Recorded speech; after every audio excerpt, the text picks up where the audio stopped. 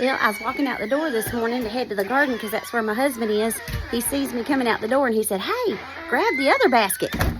Let's go see what he's found. That's a lot of cucumbers. I see why he needed the other basket. This don't grow anymore. Looky there, all those blooms. Every one of those blooms represent a potential pickle. A couple of them right there, I bet. Yeah, I'm gonna get them. No, you have to really look at these because they will hide. Look how big that is. Hey, that's it. Oh, that's another one. Yeah, it's there. Look at that one.